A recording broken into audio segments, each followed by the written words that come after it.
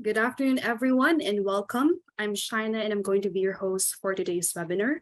We're very excited to kick off MARKETECH APAC's What's Next 2023 series. It's a 4-month-long festival of knowledge-sharing activities where we gather top marketing leaders in the industry to share their insights and predictions on the latest marketing trends. So first up is today's webinar, What's Next 2023 Events in Asia Pacific. So the pandemic pulled the rug under us, halting physical events and shifting audiences to the virtual setting. Now that we're mostly back on track, we have rediscovered the opportunities not just for physical and virtual events, but also for the hybrid format. Events are no longer just one and done marketing strategies. We are now in the age of fast evolving event technology and innovative brands leveraging events to create brand communities. So, how do event led brand communities educate, engage, and influence their consumers? So, today, together with industry leaders, we will shed light on the winning formula to future proof your event strategies and engage event led communities. All right, let's get started. It is now time for our panel discussion. And let me introduce to you Sophie Ahmed, the Senior Vice President of Market Strategy at Hubilo, to moderate this discussion. Hi, Sophie. Hi, Shneya. Thank you so much for the lovely introduction. I'm delighted to be here today to moderate this panel and to be alongside, and I would say sharing the floor, but sharing the screen with some, top-notch leaders from some amazing companies today. I'd like to kick off by introducing the panelists. I will start with introducing Amit Wadhwa, who is the CEO of Dentsu Creative India. So welcome, Amit. Thank you, Sophie. Now also Milka Javier, who's the head of marketing at Generali Philippines. Hello, everyone. Good afternoon from the Philippines. And then also Razlan Manjaji, who is the director of global events at the South China Morning Post, coming in today from Hong Kong. Hello, everyone. Hello from the land of dim sums. Today, we're going to be talking around building communities, particularly how you can keep an event alive, taking into the 365 community and all that goes with it, including monetization and increasing customer touch points and so on. So let's kick this off. Milka, let's start with you. Why do you think event-led communities are so critical for brands to differentiate themselves in a crowded market?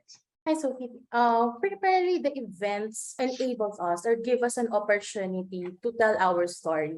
Primarily, the companies right now or the brands, it's not just about letting people know what we offer, what our products are, or how do we serve people, but it's primarily more of building connections, forging relationships or partnerships. So definitely events is one of the channels or one of the avenues to be able to do that, to be able to reach out and to engage the people. And you run the events division for Generali Philippines, don't you? So obviously events have always been such a big part of the marketing mix, haven't they?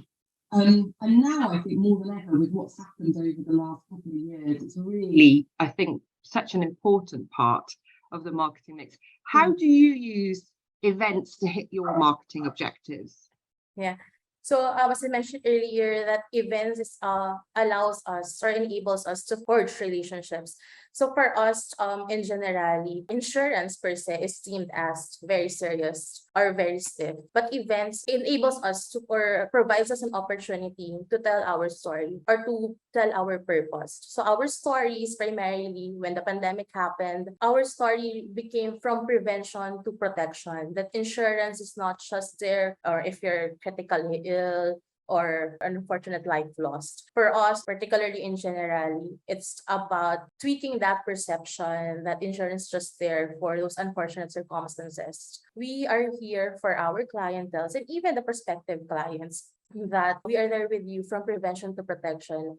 That through our events, we are able to transcend that purpose, to transcend that story. And with that, this creates opportunities for us to create leads, because people have become more aware about us, our brand, and probably what we do, but also what we want to come across with. And it also allows us or enables us to form this stronger relationship or stronger customer engagement within our existing clientele, because they know that we are with them, that we're not just there for them when they need us, but we are there even when they don't. Yeah, so really using events from a content perspective as well, and brand positioning and getting that messaging across. I mean, that's so important as well, which actually sort of leads us nicely onto Razlan. I mean, Razlan, obviously you work for a publication, you have millions of readers, and I always think, you know, publications were the original subscription model, you know, and events always go hand in hand with media, don't they? As the director of global events, how do you use events really to drive more engagement from your readers and your subscribers? Thanks for that. So for SCMP, events is used for many different purposes.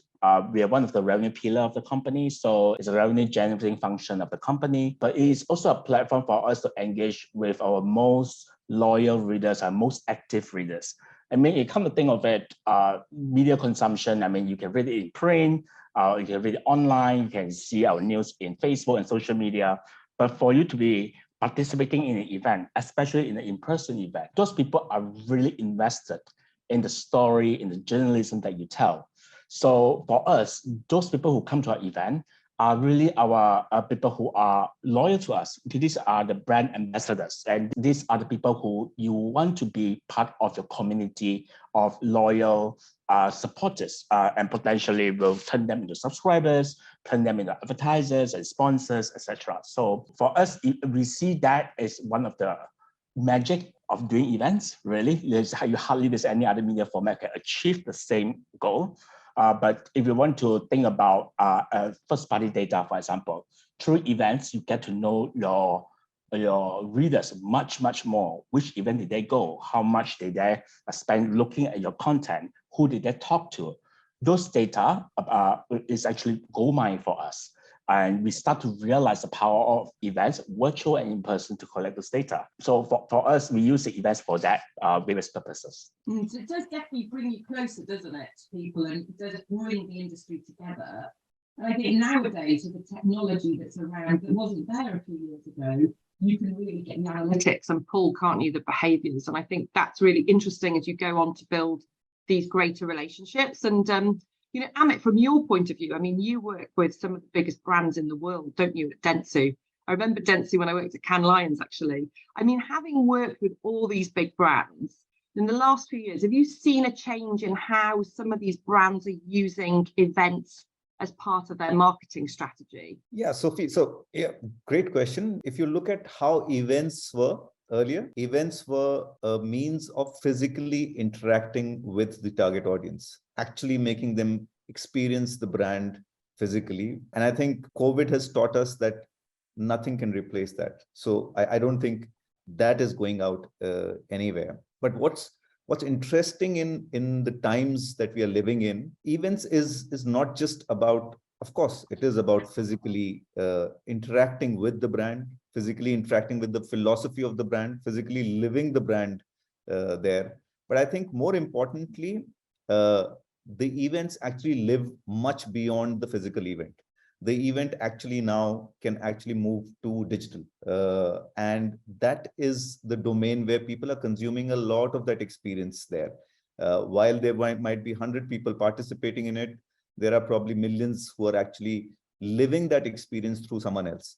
And that through someone else could very well be a normal, regular person on the road that you see, and that person experiencing it, you almost get into it. And I think an interesting aspect that Razlan also brought up is that we are getting more and more richer in our insights with each event because of the data that we're getting, because of the understanding that we're getting through, which wasn't the case earlier. So I think in a nutshell, it is still a physical means, but living a lot more on the digital space, and the information that we're getting is getting richer by the day. So yeah, interesting times, and more that we expect out of events now, I guess.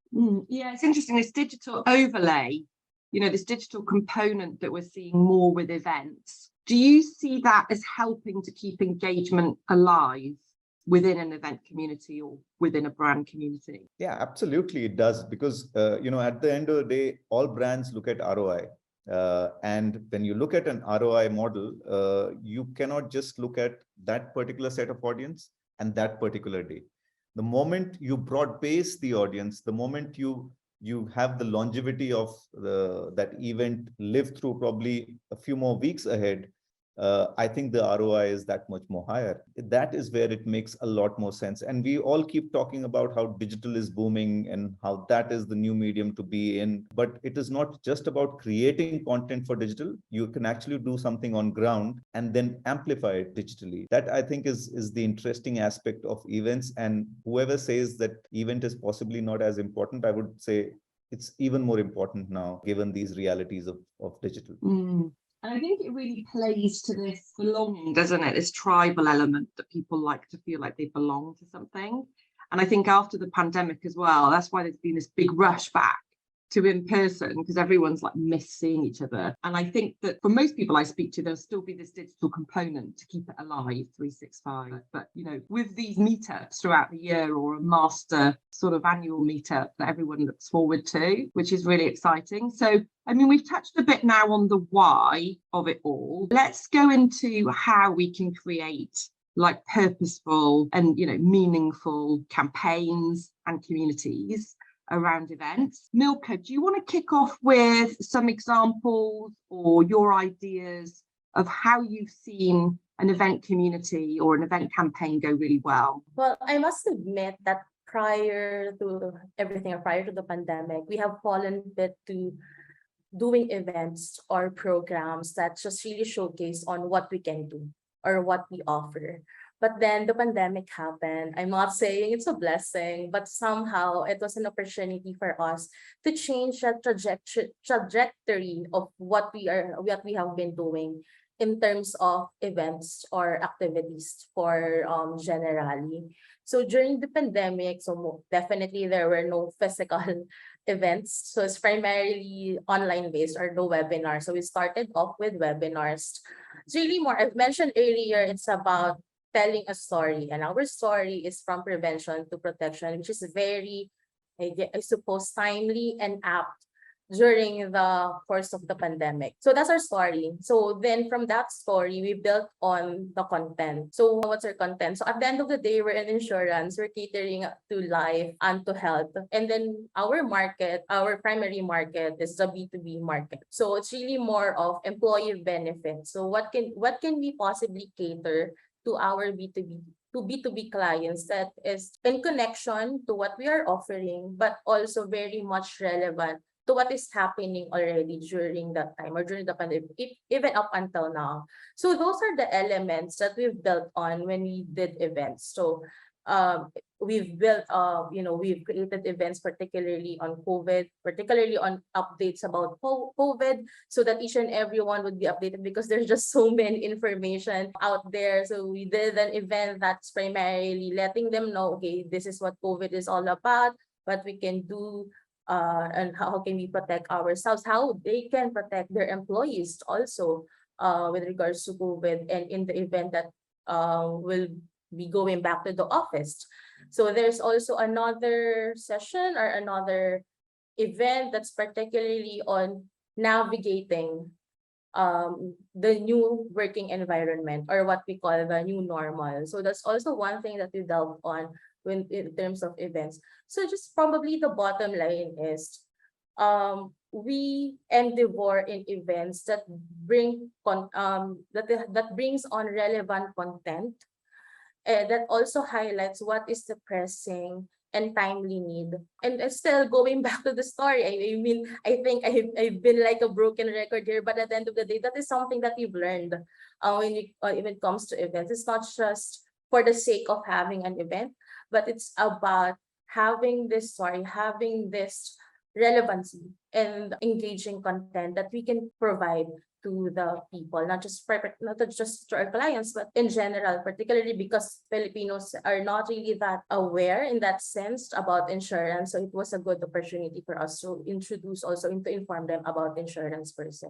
It's almost a bit like your brand purpose, isn't it? That you're actually creating good for the industry, that you're like sharing best practice. You're helping to shape the industry. So it's even more than just running an event, isn't it? Sounds like. Yes, that's correct. So when we were doing events, especially during the pandemic, it's not really just about us, actually. It's also about, not just about the insurance industry, but it's in general per se, because we wanted to provide information to each and everyone, because we're in the middle of a global crisis, a global health concern. So it's really more of, we can call it a public service in that sense. I'm not really sure, but it has become a different thing. It has an entirely different scope from what we have been doing in the past. Yeah, it was great to see all this over the pandemic. Some really good things came out, and all the brands came together, didn't they, for the benefit of everyone, which is that's a really important point, isn't it? How events can do good as well for their industries, which is great. So, I mean, Razlan, from your point of view, have you seen, any good examples, or are you working on, any cool event campaigns or building communities? Over the past 3 years of the pandemic, we experimented with so many different virtual stuff. But you're right, nothing beats in-person events to build communities when you should get together for the same purpose. So one of the things that I'm very proud that I built during my time here in South China Morning Post is a school event. It sounds simple, but it actually means a lot to the parents in Hong Kong.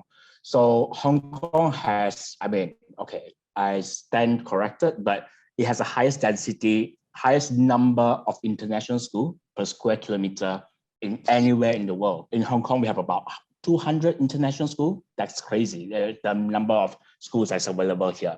So about 7 years ago, we started this event called International School Festival, connecting the principals of these schools with parents.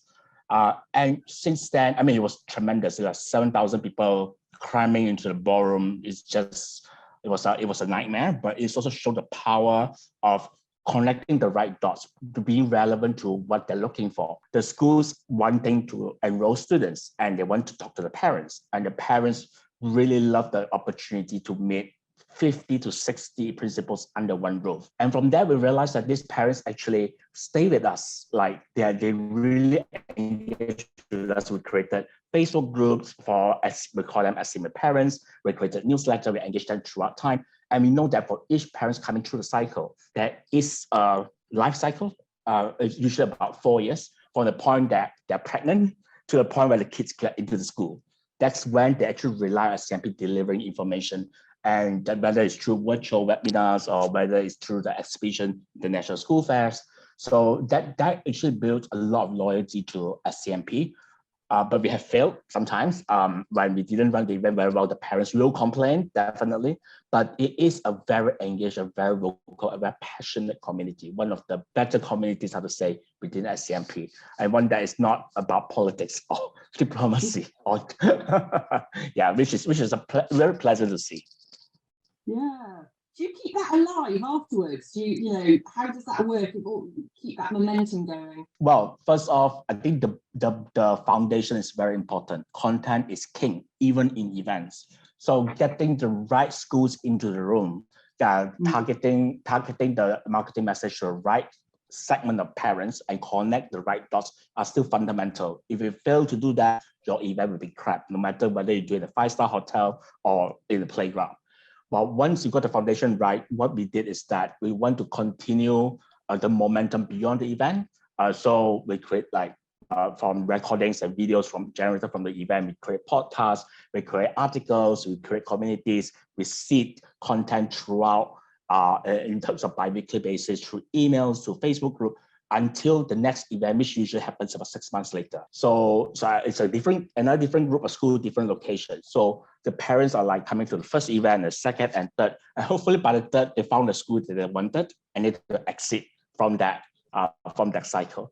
So for us, it is a matter of making sure that the short stay they have with us, the 2 to 3 years, as meaningful as possible, as informative, we provide the right information, but also getting that funnel of new parents coming in. Parents won't be they were parents forever, but they won't be in that cycle forever. There'll be new parents coming in, asking for the same information. The previous generation of parents will exit from the funnel. So it's something that we're very aware of. So we just repeat the same thing every single year. Yeah, that's interesting, isn't it? Talking about getting the foundation right, you're working with these big brands. As they go about setting their event strategies or their 365 community strategies, where do you begin? Have you seen any tips that you could give as an advice? Like where do you begin? A, with the foundation, and then measure to know if you think it's going well on success. An interesting aspect which I feel for any brand to pick on an event or an activation for that matter is it needs to sit right on the essence of what the brand is. If I think music is entertaining, but music is something which is not as a pillar of my brand or is not connecting with my audience, I won't just pick up music because it's just getting popular. I think it needs to fit the brand philosophy. It might sound fundamental, but I think many a times we lose track of it. I think we need to bring that back. The other aspect which I feel is very important is keeping it real. You can absolutely make it exciting, and if it's through a celebrity, through a performance, etc., but until I see myself in it and I see myself completely engrossed in it and I start living the brand, it's almost becomes a two-way communication there. And the moment it becomes a two-way communication, I think we've hit the bullseye. So, for example, I'll tell you, there is this example of Nike doing an event in the US, which is called 7 On. Now, Nike is all about performance, and performance automatically it relates to athletes. But Nike is not a brand just for athletes. Nike is a brand for the regular out there. I play football. It's for me also. So they do an event called 7 On, which is actually a university college students football tournament, 7-a-side, played between universities in a ground in the Nike headquarters. And what happens is this tournament is broadcast live on ESPN. Imagine the high those kids would go through when they see themselves actually on television, playing the sport they all love. And then thousands and millions of the people watching them and saying, oh, this is a real guy actually playing the sport there. I think the more real it gets, the more engrossing it is, the more you're living it. And I think that for me is a big high. And lastly, I think we've spoken about it in bits and pieces, but it needs to live longer. It needs to live beyond just the event. And I think that's key and critical there. Have you seen any examples where someone's done that well, where they've taken an event and then they've kept it alive longer? Yeah, so there is an local event in India called Devil's Circuit, and it started with a brand called Maruti Suzuki Swift sponsoring it. The whole philosophy was be limitless. Now, when you say be limitless, I think you automatically again, think of all the athletes and all, but this was targeted towards the regular office goers who at some point left all that adventure sports, the sports that they play used to play, somewhere at the back burner because they're engrossed in their daily lives. This particular is an amalgamation of different adventure sports, regular sports, where people from the regular walks of life, a 35-year-old, 40-year-old, 50-year-olds, all coming there and actually living out their, so to say, yesteryears on the ground with the peers. And then, slowly this became into an corporate tournament. So it just went on and on and on, and it's a hot property called Devil's Circuit now into different things. But the core idea is still the same. You're actually living the life that you would really want to, but it's somewhere just gone in the back burner. So it's fantastic to see the level of enthusiasm and the level of engagement that people gather there. That's fascinating. I'm going to Google that. I've made a note of that. That sounds really interesting.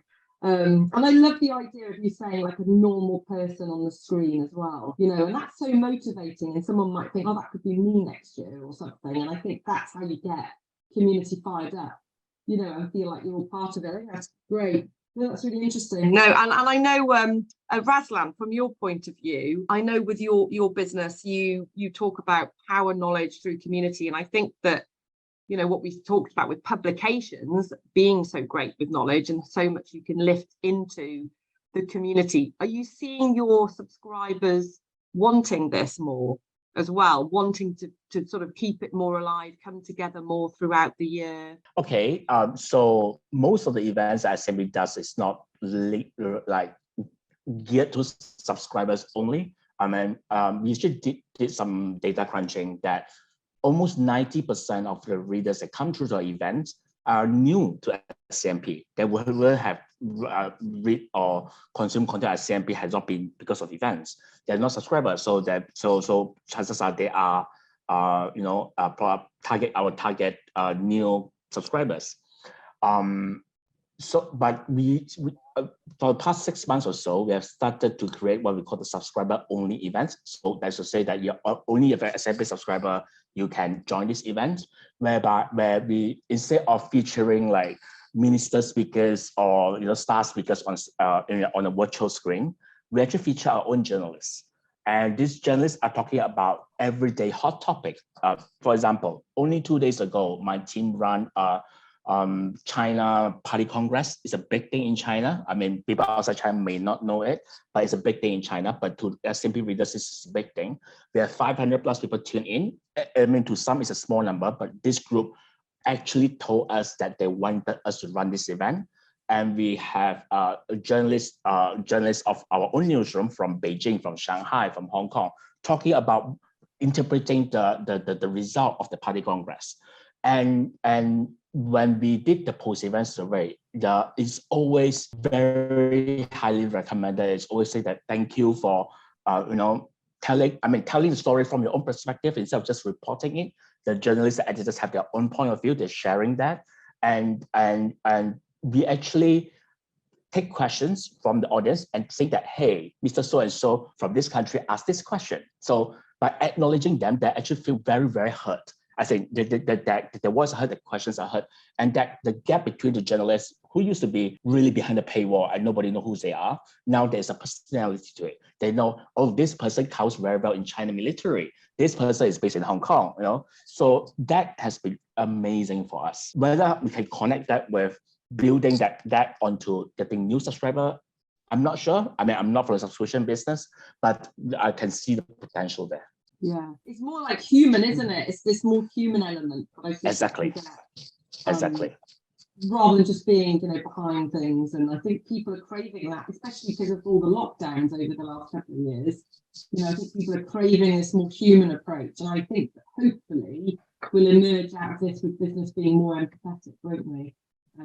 After the last 2 years. Let's hope so. And talking of questions from the audience there, I'm just looking through some of these questions here. I'll start with one for Milka, coming from Roxanne. It says, I have a question for Miss Milka.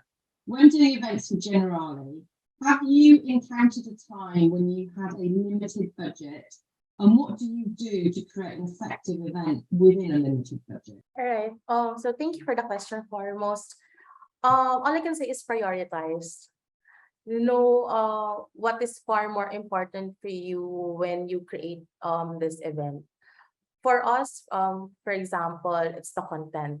So we really put that budget, much of the budget, into what would make the content worthwhile.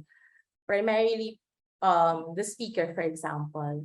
So we look for a speaker who would be very much interesting and engaging to the potential participants. So that's where we put bulk of our budget.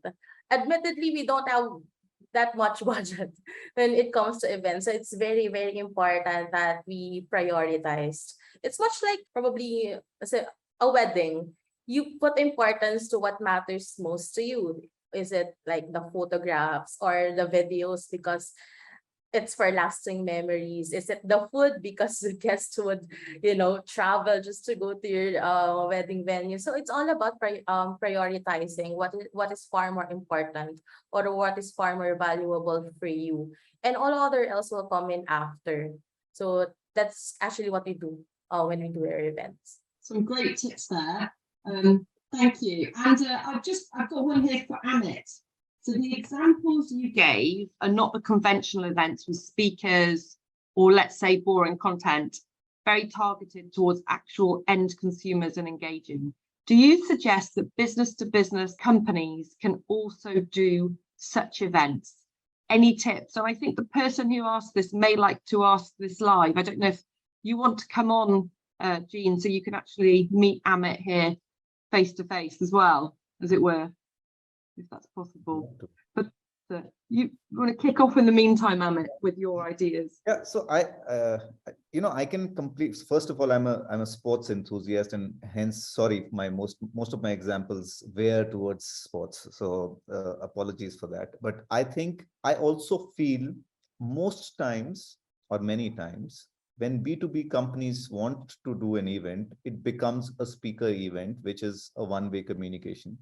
I think sometimes it's very important and very, very good to do it, but it needs to be done in a way where, because it's human being on the other side, you have only certain retention power, and you cannot keep on hearing things forever, for a full day. I think what we need to do is we need to make it engaging. Not necessarily every time the speaker needs to be from the same industry. You could have a speaker from the music industry, which has absolute relevance to the same industry that you are sitting in. It could very well be, rail manufacturing, but railway manufacturing. But there is a significance that we can pick up learnings from the other industry. The moment we bring in this diverse perspective and an interesting perspective, it tends to stick into your head because it's something different. And I firmly believe that you can have speakers talk about it for a certain length, but I think it needs to be far more engaging and done in a slightly different way so that people remember it and take it on for a much longer time. That's my take on B2B events. Definitely. I agree. You've got to mix it up, haven't we? We've got to keep mixing it up and trying new things, and totally. So a question now for Razlan. How does your organisation learn from the analytics and engagement in an event to improve the next event? And as a side note, this person, Jitosh, I think it is, loves your social media content. I'm not sure whether he loved my own social media content or SCMP events, but so in the past, some of us will be guilty of this. In the past, when we do events, we don't even do post-event surveys. We don't really look at analytics. Once it's done, it's done. Let's move on to the next thing. But we realize there's a missed opportunity. And now that we're doing lesser events because of in-person, the pivot back to in-person and hybrid, we start to be very disciplined in collecting data and looking at data and collecting feedback. In fact, I would say that put lesser importance to the data you collect of engagement points during the event, but look at the people who tell you in the post-event survey what they think of the event. A clear indicator are like NPS score. We use NPS as our quality kind of a measurement. And we ask them everything from selection of speakers, duration of sessions, number of sessions, the event website, venue, and all that. And we actually see very clear success factor of the event based on the NPS score, and some places that we really have to do much better. For example, recently we got a -45. NPS is terrible for networking opportunities at the event. And that event, I totally admitted it sucks. There's no time for networking. Coffee break was cut off because everybody's overrunning. So, but your audience will tell you, if they love your brand enough, they will tell you what they value and what they hate. We also ask them about what you want to hear about next. Granted, you get a whole array of answers, whether it makes sense or not, but you start to see groups of answers, similar answers that make sense and inform the planning of your next event. They probably will ask you that stop using that venue, go to another venue, that kind of suggestions. Those are the things that you should pay attention to, because people who respond to a survey are the people who care about your brands, who care about your event, and they are the one who matters, really. That's right. I always think with surveys, it's either the people who are really, really loving it or really, really not loving it. The sort of middle of the road people don't take the time out to fill it in. But either way, as you say, they're passionate enough, whether they're loving it or not loving it, they're passionate enough to tell you. So as you say, if you can turn that sort of negative one into a positive, then you're going to really do well, aren't you? I think we're coming almost to the end, but I think we may have time for perhaps one more, maybe two, but we'll try one more. I saw one here for Milka. Milka, I'm in the industry like you, in shipping and logistics. It's very hard to make content viral and very engaging. Any thoughts on how to make interesting event content in such an industry? First is you have to understand your market. I think it's very important. If you have data or you pretty much know who your market is, you can start off from there, because knowing who your market is, you'd be able to grasp on what is desired probably, or what is needed, or what they actually want to know or hear or see. I guess it should start from there. Second, you'd have to be realizing what is relevant and what is timely to your market.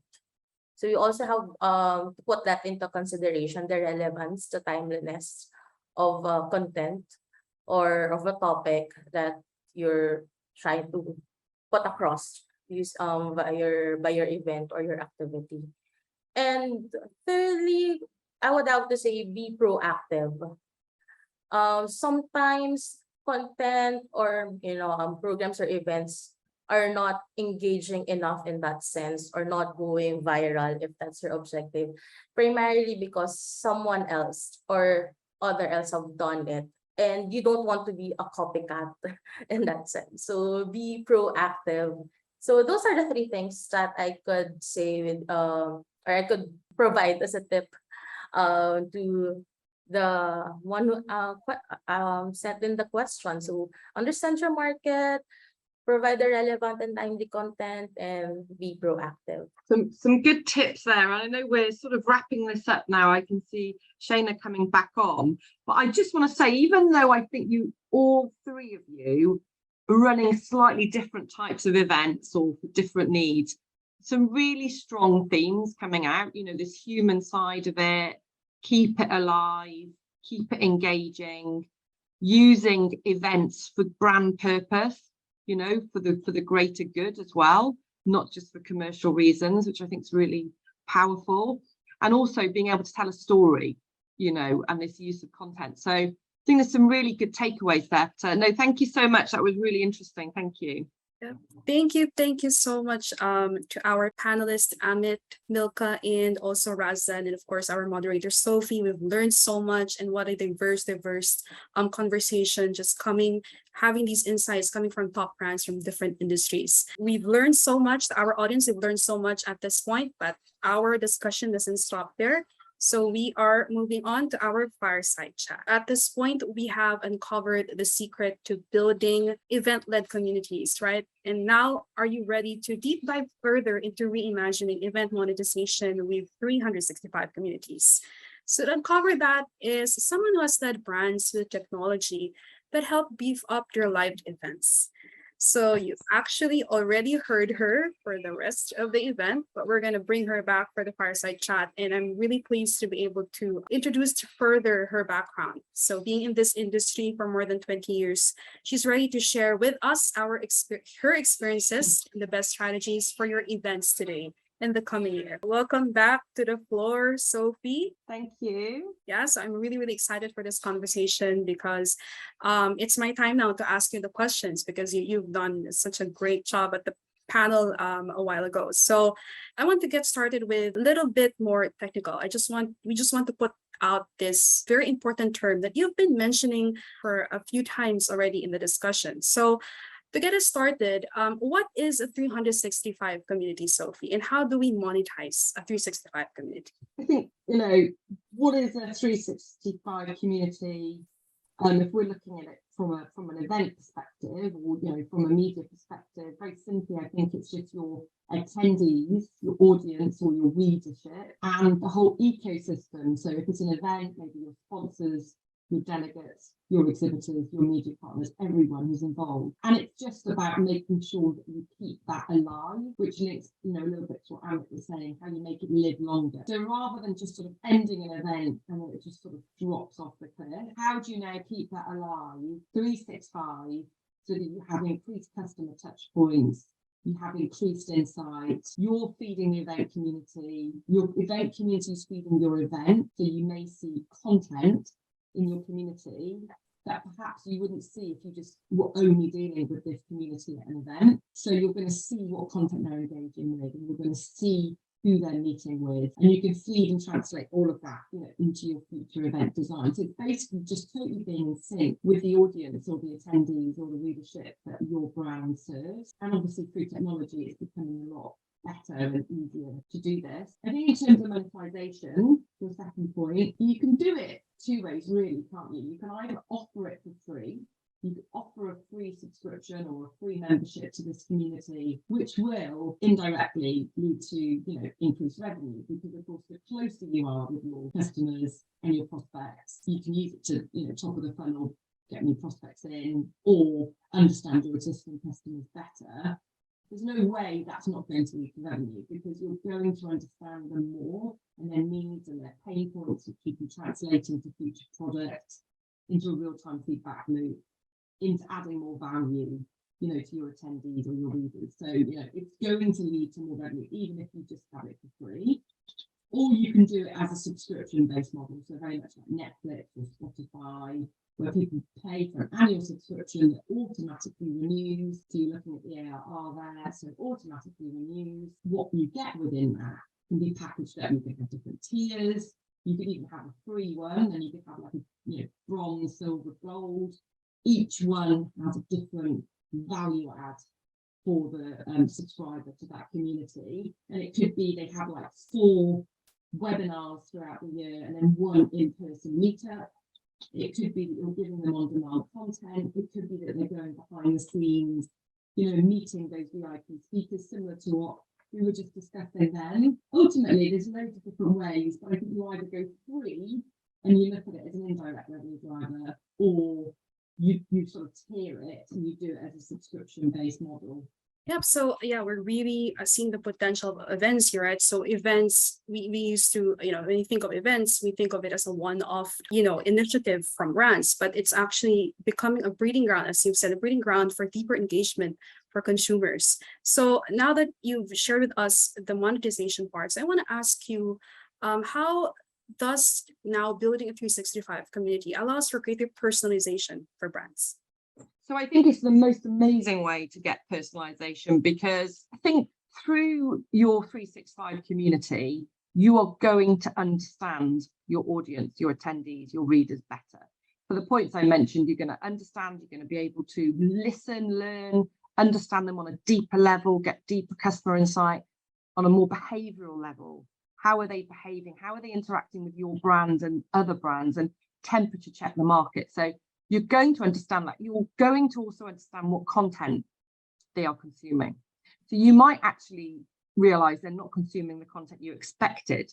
So then you're going to build out, say you have 6 micro communities, 6 personas, then you can build out a much better segmented persona-based marketing campaign. And your content marketing, you can match more to what they are consuming through the community that you wouldn't have been able to do before. So you can personalize the journey they have with you, the experience they have with you, the messaging you send to them. You can do much greater persona-based marketing. So all of it through these analytics that we now have and through technology means that we can personalize the experience and the messaging way more than we ever could before. I think our panelist also was able to touch on this a while ago, that I think it was Amit who said that when it comes to like a sports brand, right? So it doesn't mean that it has to stop with the values of the normal values of athleticism, but you're also using events to also really be able to engage with other consumers that are not just sports enthusiasts, but maybe those that are, wanting to get into sports. And I think it was Razlan who said that, of course, content is king, as what you've said. Yeah. So for my last question, Sophie, so in case of marketers who want to start their journey on building a 365 community, so how do they partner with event tech and define community features, designs, and goals? I mean, first of all, I think the key thing is to understand what you want to get out of that community. And it sort of links back to what Amit said, to make sure it's in line with your brand and your expectations. That you're trying to achieve direct revenue, you're trying to get closer to your customers, to get more insight, so on and so on. And then you have to sort of devise, what does it look like? Are you going to be offering, monthly webinars, focus groups, increased content, on-demand content, networking, matchmaking? You know, is it going to be all online or is it going to be online and in person? So I think you need to sort of set all that out first and foremost. So how that aligns to your brand expectations, what you want to achieve out of it. And I would suggest you probably do some market research with some of your attendees to understand that if you do this community, what do they want from it? So you're working, sort of collaborating with your community to build the community. So you're sort of co-creating it, which leads to co-creation of content as well, as we know, which is really, really big thing at the moment. So I think that's the first thing you have to do. And then you work with a tech provider and treat them as a partner. And you say, this is what I want. This is what my customers want. How do I do it? Because they're going to know how you do it, because it can seem overwhelming. But if you explain essentially what you're trying to get out of it, they can work with you to make sure they set up what we would call an environment that is perfect for your needs. So you can keep your event there. You can keep it with the same sign-on from the event. You can have a single sign-on for each attendee. They don't have to get confused, and you can build it out. So you can build out matchmaking, you can build out content sharing, you can have smaller closed door meetings, open door meetings, you can have sponsors there, so you can get some more money, you know, if you want to monetize it that way. So that's how you would work with a tech provider. You'd make sure that someone really understands what you need and they work closely with you to give you that. And, you know, without doing a big plug for Hubilo, obviously I work for Hubilo, we've just announced we're working with ELX, who are the Event Leaders Institute, to present on their community for event leaders. And what they liked about it is we have like a mini LinkedIn like news feed on the right. So it's only for the community. So you can tag each other. You can have Hubilo lounges where you have open and closed doors, and you can have matchmaking. So that's just one example. And I've been doing events for 25 years prior to this, and that was something that I would be interested in.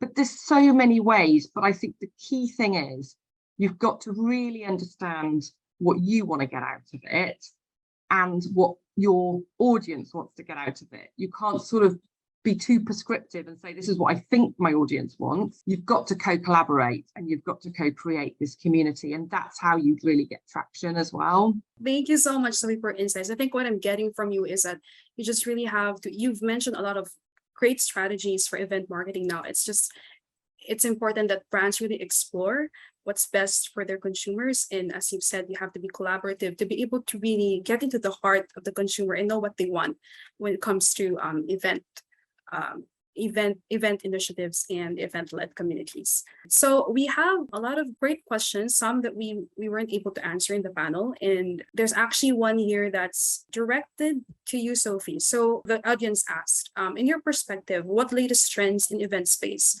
are the most future-proof? So you've already mentioned some of that in the last question. So what do you think are the ones that are most targeted in future-proofing brands marketing now that we're entering the new year? I think, you know, again, anything that keeps it alive, you know, that's got to be, we can no longer just go back to this one hit wonder that we used to have with events. You know, we've got to get closer to our markets. We've got to get under the skin of them. We've got to co-create. You know, I've said that a few times, but I'm really interested in that. How we use technology and how we use the digital overlay to co-create and get closer to them so we can evolve. So say I'm running a large trade show in Shanghai, like I used to do. But by getting closer to my community, I might see an opportunity to launch one in Australia. You know, so this is a big thing that we've got to think about. I think the content marketing piece that we can pull content from an event to translate into year-round content marketing, to drip feed messaging, linking back to the story arc that we've talked about today. I think that's a big thing. I think when you're going to in-person events, I think facial recognition. So, you know, there's some technology out there where you print you put your badge into your, you know, registration form, and you get there and you stand in front of the kiosk and it prints your badge. You know, so this touchless thing as well, people are getting away from that because of COVID, aren't they? And diversifying your revenue streams. You know, there's many different ways now to generate revenue through events. And I think, though, we are definitely getting more into like a Netflix, Spotify model. Yeah. So I think this subscription, we're almost going back 20 years back into publications, the original subscription model. But I think we're going more into subscriptions as well, getting closer to the markets year round. Yep, so it's really just being able to get the most out of technology and in-person events and combining powers of both to be able to deliver great events, right? So Yeah. there's another question here. So in your experience in media events industries, so what do you think are the important elements that would lead a hybrid event to stand out and achieve commercial success? So I think this would be more on the development of an event. So what do you think are the factors that, I think what the audience is trying to ask is what factors we must consider in order for us to stand out from other brands events and be able to snare that attention from audiences? Well, if you work really closely with your audience and the industry that your event serves, it will always help because you're going to iterate it. And we need to learn from technology. You know, in technology, you have a minimal viable product, and then you have to keep iterating it based on customer needs. And I feel like with events, we need to get like that now. And I think the pandemic forced us to strive to be a bit better in that respect. From a hybrid point of view, you know, having a community and an in-person event can be hybrid. I mean, there's so many definitions of really what a hybrid is. But I think, you know, the devil's in the detail with events. So if you want an exceptional hybrid event, understand your market, get them on board, get them behind you. But the main thing is make sure you've planned for every scenario, particularly if you're doing hybrid, because you're going to be broadcasting live. You need to make sure that everything has been researched, prepped, planned, tried, all of that, as well as you're running the in-person event. So make sure you almost minute by minute understand what's happening, and particularly, you know, with speakers, you know, how some are in person and some are online. Make sure you've done lots of speaker prep. There's a lot of content about that, about how you do that, and make sure your sponsors are aligned and happy with it as well. And the final piece, I think, is education, because all of this is so new for so many people. So even for your attendees and your sponsors, a lot of this technology is new. So make sure you have your FAQs and your exhibitor manuals and your sponsor manuals and explain it all, and almost have a workshop to explain how it's all going to work pre-event. Yeah, I think I agree with you. You know, it's really over preparation that, you know, anything goes in events, right? And there's just so much innovation. You have to be able to just have all hands on deck and just be able to get the most out of your events, right? So I think we have just time for one more question. And I want to be able to give you a really great question to cap off the conversation. So I think this one's a good one. So now we have virtual, right? We have in-person, and now we have hybrid. So brands are really choosing among these platforms. So which among virtual, hybrid, and in-person platforms do you think you can gain more engagement? Which I'm going to say Hubilo, you know, because I worked for them, and I must say, before I did that, I founded a company in the pandemic called the Virtual Events Institute, and it was all about training and upskilling event professionals and marketing professionals. And I got to know all of the different technology during that period, as well as the event professionals. And that is the reason I joined Hubilo. But for me, if I was running events, I would want a really good broadcasting stream. I'd want to know that was, you know, and also that it was secure, you know, as well, because that's really important, particularly when you're having high privacy content or anything like that. So I'd want multi-function broadcasting. I would want breakout rooms. You know, I'd want matchmaking. I'd want to be able to say, these are my 6 cohorts, my communities. They can all meet each other, because people really get so much from that in the run-up and at the event on an app. You know, I'd want to know I had a good support team, customer support team, and also, you know, I'd want some good in-person tech as well. Like I mentioned, like facial recognition, lead scanning, you know, data pull, plug it straight into your CRM on site, so you can get all the leads you're going to get and put that straight into your CRM for, you know, fast, you know, follow-up, etc., etc. Thank you so much, Sophie, for your insights and for your thoughts. You know, what a great way to cap off the great panel that you've had earlier. So thank you so much. Again, thank you, Sophie. Thank you to each of our speakers and panelists, Amit, Milka, and Razlan. So we may have started the event with the notion that events are only brand building strategies, but our speakers' insights have actually given us the push to explore more opportunities and effectively use events for commercial success. So after today, we are all the more excited to see event planners and marketers build engaged and sustainable event-led communities. We would like to thank Hubilo, who's been our partner for this webinar. And that concludes our first regional webinar for the What's Next series. Thank you, everyone, to our audience. What a great industry discussion that we've had today. And once again, I'm Shaina, and until our next conversation.